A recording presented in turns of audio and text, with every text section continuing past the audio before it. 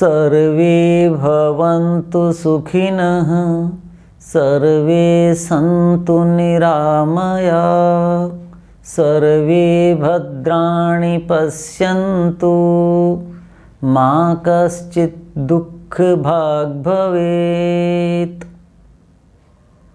सभ्य सामाजिक गण, गत व्याख्यान में हमने तुलसी के दैनिक जीवन में कैसे कैसे उपयोग किए जा सकते हैं, विभिन्न ऋतुओं में तुलसी का उपयोग कैसे करें जिससे कि ऋतु की प्रकृति और तुलसी के जो प्रकृति है उनके टकराव न हो और वो दोनों ऋतु और तुलसी हमारे लिए कैसे हितकारी हो सकती हैं, स्वास्थ्य को लाभ कैसे दे सकती हैं, इस विषय पर विचार किया था। मैंने बताया था कि तुलसी के जो 5 अंग हैं, इन 5 अंगों में से पत्ते का सेवन अधिक मात्रा में किया जाता है। इसी में अधिकतम तुलसी के गुण होते हैं। तो जो ऋतुएं ऐसी हैं जिनमें तुलसी पत्र नहीं होता, विशेषकर हेमंत और शिशिर और वसंत ऋतु में, हेमंत में गिर जाएंगे, शिशिर में बिल्कुल भी नहीं बचेंगे और वसंत में यदि पुरानी तुलसी नहीं है तो आपको मिलेगा ही नहीं। पुरानी तुलसी सुरक्षित करके रख ली आपने, उसके सुरक्षा के क्या उपाय हैं ये भी मैं अभी चर्चा कर रहा हूँ, तो आपको नए पत्ते मिल जाएंगे। लेकिन उन ऋतुओं में भी आपको तुलसी के पत्ते मिल सकें, दोनों जो है आने वाली वसंत और ग्रीष्म में भी, क्योंकि फिर वर्षा में ही पत्ते मिलेंगे और वो पत्ते इतने गुणकारी नहीं होते।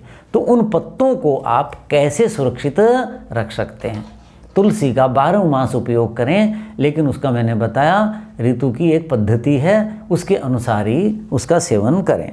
देखिए पत्र संचय कैसे करें कि पत्ते, अब कार्तिक शुक्ल एकादशी को तुलसी का विवाह कर दिया जाता है, उसके बाद आप पत्तों का सेवन कर सकते, अर्थात कार्तिक समाप्ति के बाद पत्ते धीरे धीरे अब उनका संचय कर लें, उनको इकट्ठा कर लें। अगस्त नक्षत्र का उदय हो जाता है, जल जो है वो हंसोदक हो जाता है, उसके बाद जो पूरा कार्तिक मास है वो तुलसी के अंदर कौन सा जल डालता है? हंसोदक डालता है, कि जो भूमि में जल है वो हंसोदक है। जो हम कूप, वापी, तड़ाग, सरोवर, नदी, इनसे जो जल ला कर के तुलसी में डालते हैं वो कैसा जल है? हंसोदक है, वो हंसोदक हो जाता है। तो उससे पत्ते जो हैं वो और अधिक गुणकारी हो जाते हैं, उनका विपाक पूरा हो जाता है। हेमंत में तुलसी वीर्यवती, पूर्ण सामर्थ्य वाली हो जाती है, तो उस समय उसके पत्तों को आप संभाल करके रख लें। कैसे? पत्ते आप टहनी काटें, उनको चुन करके छाया में सुखाएं। किस में सुखाएं? छाया में सुखाएं। देखिए क्या होता है कि टहनी पर ही लगे हुए पत्ते यदि आपने छोड़ दिए, कुछ लोग क्या कहते हैं, टहनी काट लाते हैं तुलसी की और उसको सुखा दिया और बाद में वो झड़े गिर जाते हैं। तुलसी के पत्ते यदि टहनी पर लगे रह गए तो क्या होगा कि वो जो टहनी है उसको जल ज़्यादा चाहिए, कठोर है, और उनका जो जल सूख जाता है तो वो तुलसी के पत्र में जो जल है उसको भी खींच लेती हैं। इसलिए जब आपने तुलसी के पत्तों का संचय करना है तो तुलसी पत्र आप क्या करेंगे? अलग से तोड़ के रख लें और फिर उनको सुखाएं। टहनियों को अलग कर लीजिए, जो बारीक हैं उनको काट लीजिए, बहुत बारीक कर लीजिए, और जैसे देसी चाय बनाते हैं, कोई भी काढ़ा बनाते हैं, उसमें काम आ जाएंगे, वो बहुत उपयोगी हैं।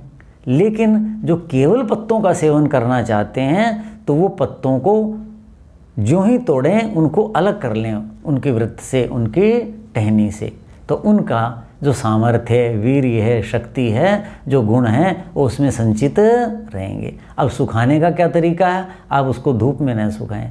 सूर्य की धूप जब पत्ते के ऊपर सीधी पड़ती है, किसी भी चीज़ पे वस्त्र आप सुखाते हैं उसका रंग खराब हो जाता है। आप देखते हो पॉलीथीन पड़े हैं, सीमेंट के कट्टे पड़े हैं, वो गल जाते हैं। जहाँ धूप लगी और छाया में रखे रखिए, देखिए भूमि के अंदर गड़े हुए हैं वैसे मिल जाएंगे। धूप क्या करती है? इस सूर्य जो है ये किसी भी चीज़ को छोड़ता नहीं है, सब की सामर्थ्य का हरण कर लेता। तो इसलिए यदि आपने अपने तुलसी के पत्तों को जो हेमंत ऋतु तक पाल पोस करके इतना बढ़िया उनको तैयार किया है, उनको धूप में न सुखाएं। उसको कहाँ सुखाएंगे? छाया में सुखाएंगे।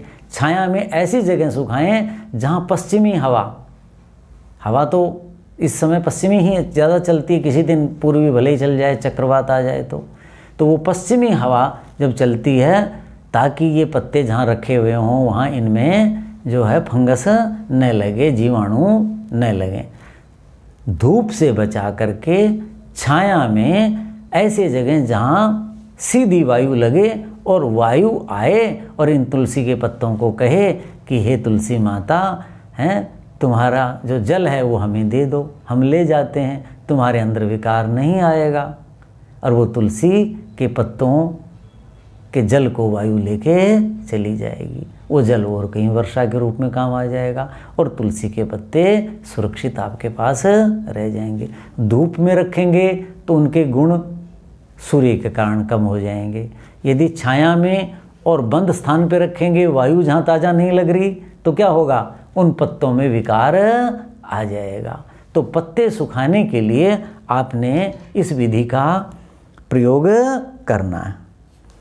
अब कुछ लोग पत्ते जैसे सूख गए या तोड़ते समय भी उसको तोड़ देते हैं। आप पत्ते को टूटने न दें, बिल्कुल भी न टूटने दें। टूटने से उनकी शक्ति क्षीण होगी। आपको मैंने बताया था कि तुलसी के अंदर एक आचार्य ने लिखा है कि 0.07 ना 0.7% तैलीय अंश होता है। तो जब पत्ते को आप तोड़ते समय तोड़ देंगे, दब गया गलती से, उसका रस निकल जाएगा, उसका तैलीय अंश चला जाएगा। वो जो जहाँ पर भी भंग हुआ, विकार हुआ, टूटा, वहीं पर गुणों की हानि हो जाएगी। मैं क्या उदाहरण के रूप में समझाता हूँ। हम और आप गेहूँ खरीदते हैं, गेहूँ रखे रखिए साल भर खराब नहीं होता। एक साल तक जो काष्ठ द्रव्य हैं, जो भूमि से पैदा होते हैं, उनकी सामर्थ्य बनी रहती है। उसके बाद हीन वीर्य हो जाते हैं। यदि उसी का आप गेहूँ का दलिया बना दीजिए तो वो साल भर नहीं चलेगा, कुछ महीने चलेगा और उसमें विकार आ जाएंगे। अर्थात दलिये में जो गुण थे, पोषक तत्व थे, उनमें कमी आ जाएगी। दलिये के स्थान पर आप आटा बना दीजिए तो आटा दलिये से भी जल्दी खराब होगा और उसके पोषक तत्व और जल्दी नष्ट होंगे। और उसी गेहूं का मैदा बनाइए तो वो और जल्दी विकार आएगा उसमें, क्योंकि और अर्थात जितने जितने हम जो घटक हैं पदार्थ के, उनको छोटा करते जाएंगे, उतने ही उनके गुण कम होते जाएंगे, दोष बढ़ते जाएंगे और उनके सामर्थ्य नहीं रहेगी।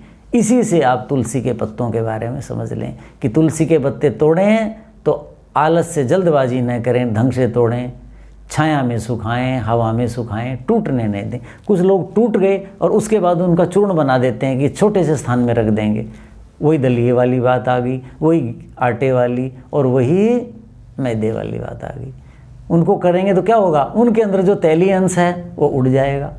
आप सोचोगे मैं तुलसी सेवन कर रहा था, मैंने तो तुलसी का सेवन किया था, मुझे तो कोई फ़ायदा हुआ नहीं, मुझे तो अंग्रेजी दवाई लेनी पड़ेगी, मुझे तो और कोई आयुर्वेद की दवाई लेनी पड़ेगी, मुझे तो कुछ फ़ायदा नहीं हुआ।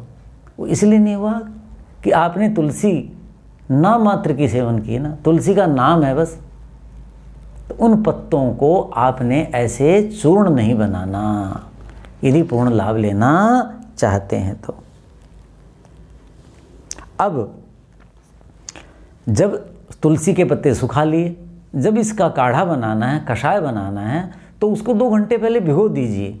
तुलसी भिगो दीजिए। तुलसी के जो छोटी छोटी पतली टहनियाँ थी, मैंने कहा था खूब काट के पतली कर लें, आप उनको और 3 घंटे पहले भिगो दीजिए। तुलसी के पत्तों को 2 घंटे पहले भिगो दीजिए और उसके बाद मीठी आग में, बहुत मीठी आग में धीरे धीरे, यानी उबाल न हो, अपने आप ऐसे रिश्ता रहे, ऐसे रिश्ता रहे, तो ऐसे आप इसका क्वाथ बनाएं, काढ़ा बनाएं और ढक दें ताकि इसका वाष्पीकरण होकर के और इसका तेल बाहर न निकले।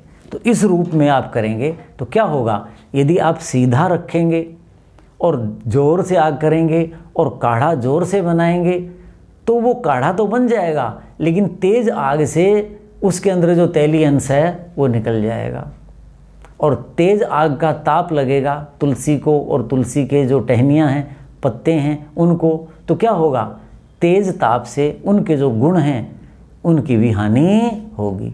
अधिक तापमान पर कोई भी पदार्थ है उसके गुणों का क्षरण होता है, उसकी हानि होती है।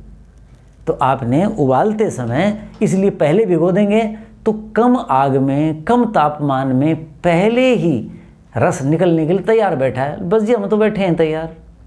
जो ही अग्नि का ताप आएगा हैं, वो जल के अंदर जो भीगी हुई तुलसी है, पत्ते हैं, वो कहेंगे अजी ज़्यादा ताप मत दो, हम तो पहले तैयार बैठे हैं। और रस कहेगा लो जी मैं पहले निकल जाता हूँ, क्यों मुझे तपाते हो। तो उससे वो हानि नहीं होगी, उसका रस आसानी से निकल जाएगा और शरीर को पूर्ण लाभ मिलेगा।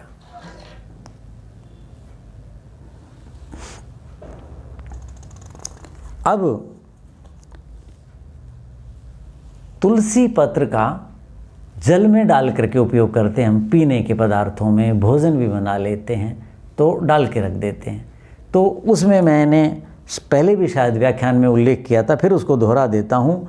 सबसे उत्तम है ताम्र का पात्र, उसमें आप डालें, ठीक है जी। उसके बाद क्या है, मिट्टी के बर्तन या फिर कांच के और अन्य धातुओं में न डालें, और उससे आप जल का सेवन करेंगे, नियमित रूप से आपके अंदर तुलसी के वो जाते रहेंगे। अब देखो उबाल करके जो जल का हमने सेवन किया तो वहाँ क्या हुआ, खूब मीठी आग थी, बहुत मधुर मीठी आग से उसको हल्का सा कसाय बनाया, क्वाथ बनाया, लेकिन अग्नि का ताप तो मिला, उसमें वाष्पीकरण तो हुआ, उससे भी गुणों की हानि हुई। यदि हम सीधा ही सेवन करें पत्ते का या उसमें डलाई रहने दें और फिर उसके बाद धीरे धीरे उसमें हो और पीते समय पत्ता भी आ जाए तो उसको भी हम सेवन कर लें, तो इससे और अधिक हमें लाभ होगा।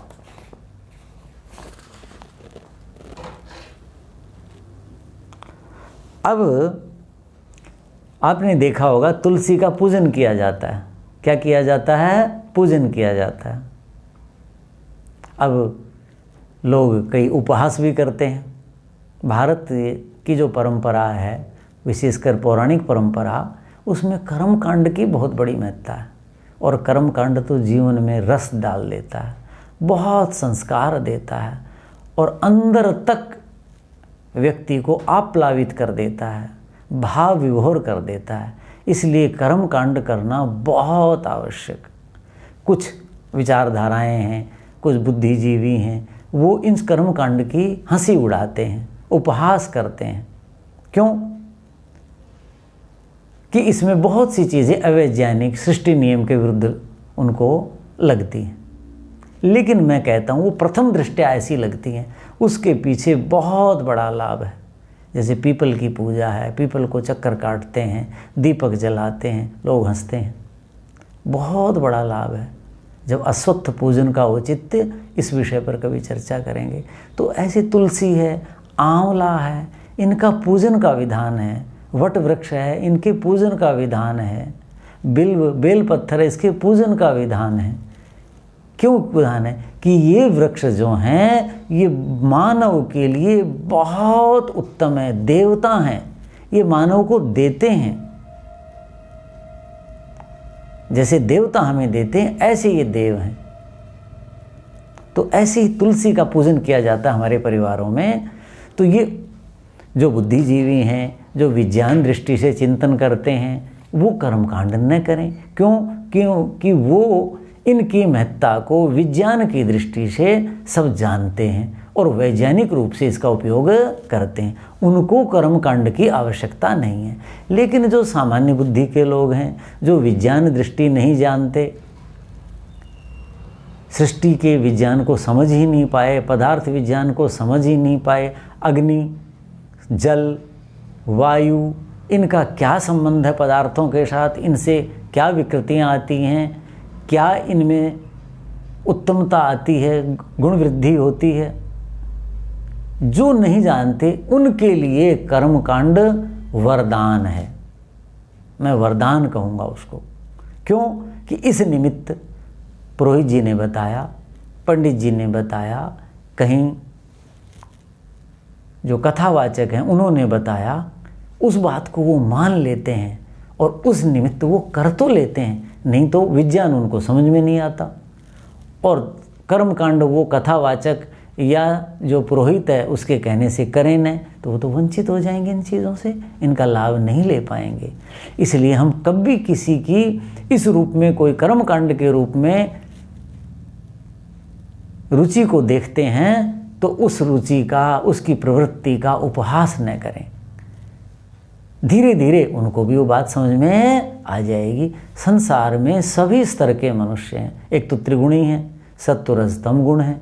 तीसरा, समाज में भी 4 अवस्थाएं हैं, ब्राह्मण, क्षत्रिय, वैश्य और शूद्र। उसी को आज क्या कह दिया, क्लास 1, क्लास 2, क्लास 3, क्लास 4। बातें वही हैं कि एक श्रेणियां बना दी गई हैं। ऐसी बुद्धि के भी अलग अलग स्तर हैं, उसके अनुसार ये सब किया जाता है। तो पूजन का क्या औचित्य है, इस पर हम विचार करते हैं कि जो तुलसी पूजा की जाती है, तुलसी पूजा का औचित्य क्या है। देखिए,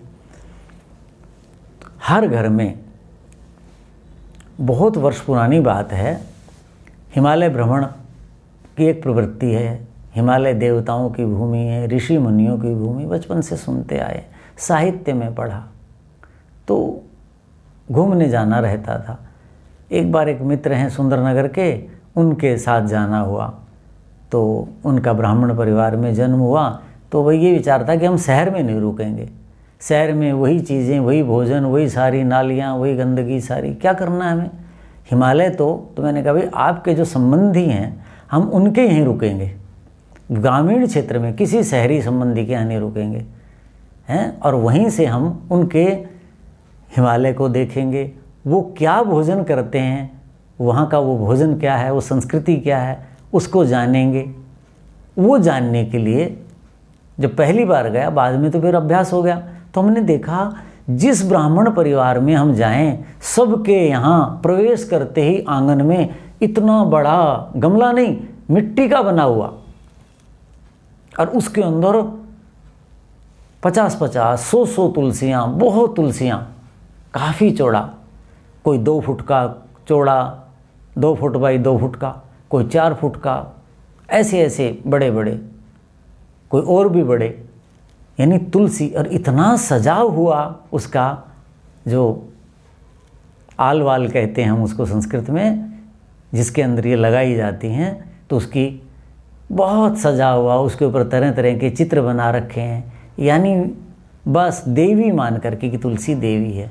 तो सबके घर में, हमने कहा जी सबके घर में, बोले हाँ जी, ये हमारे यहाँ एक व्यवस्था है, हर ब्राह्मण परिवार के घर के बीच में तुलसी लगे मिलेगी, और ऐसे सजी हुई तुलसी लगी हुई मिलेगी सब तरफ से, बहुत पवित्र मानते हैं। तो तुलसी हर घर में ऐसे लगी हुई होनी चाहिए। क्यों?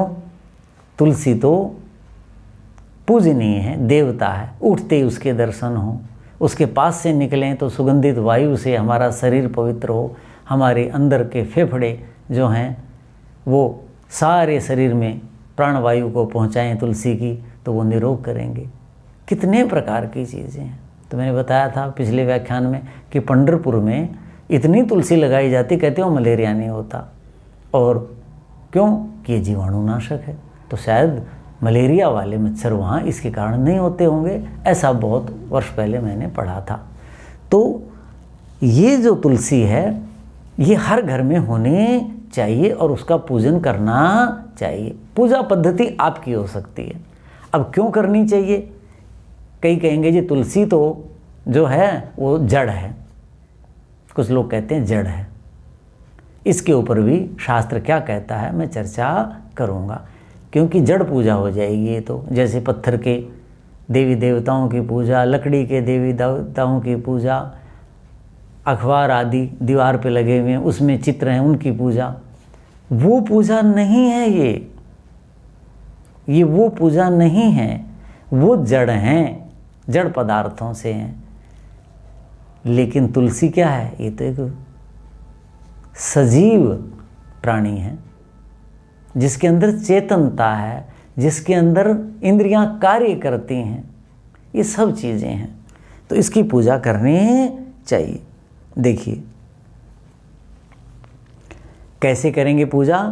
उषा काल में स्नान कर लें, यानी अभी प्रकाश नहीं हुआ है पूर्व में केवल दूर प्रकाश दिख रहा है लेकिन आपके यहाँ नहीं है, उसको उषा काल कहते हैं। तो उस समय उस उषा काल में आप स्नान कर लें, या प्रभात काल, अर्थात प्रभात क्या है कि सूरज निकलने से पहले और तारे छिपने के बाद जो संधि वेला है वो प्रभात है, प्रातः, उसमें स्नान कर लें और स्नान करके तुलसी पूजन करें।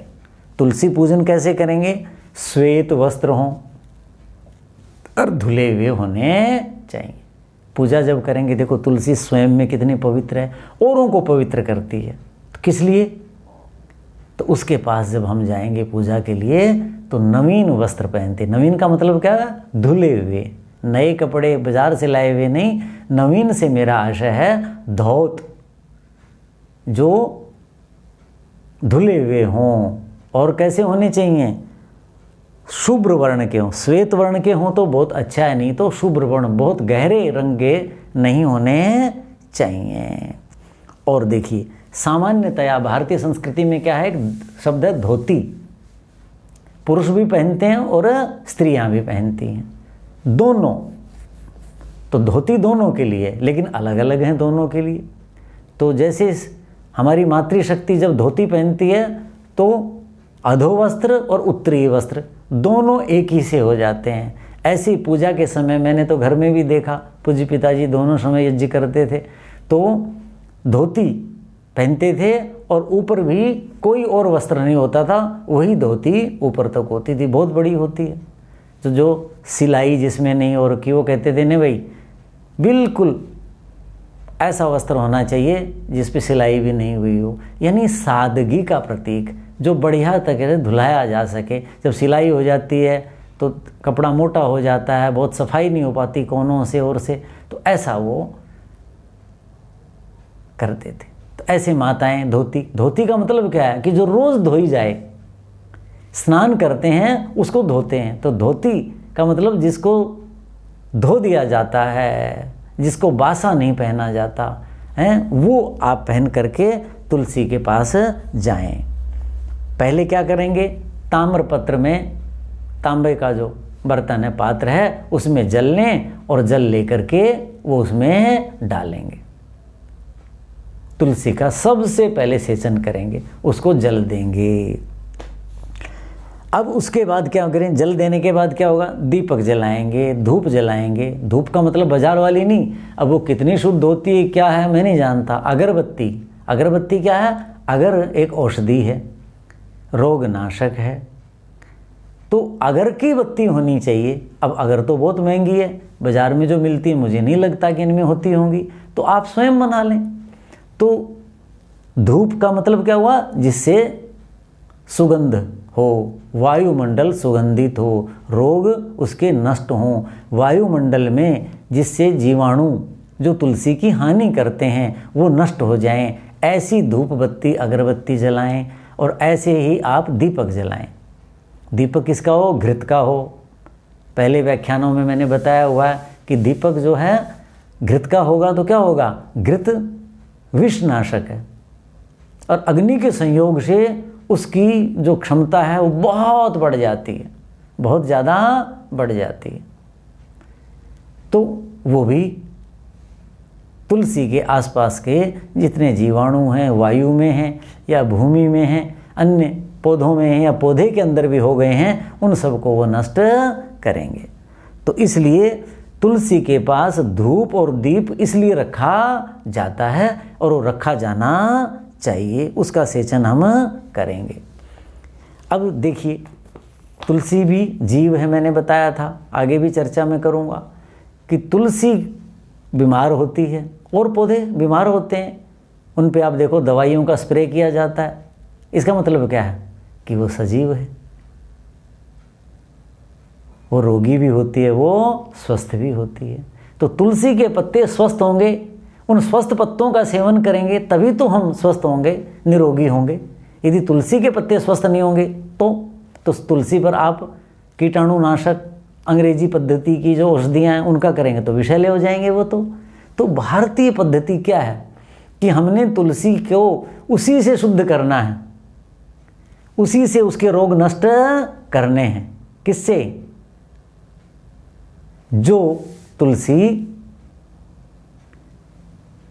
सेवन करते हैं, तुलसी को जिससे शुद्ध किया उसका भी हम सेवन करते हैं, वो हानि नहीं करेगी।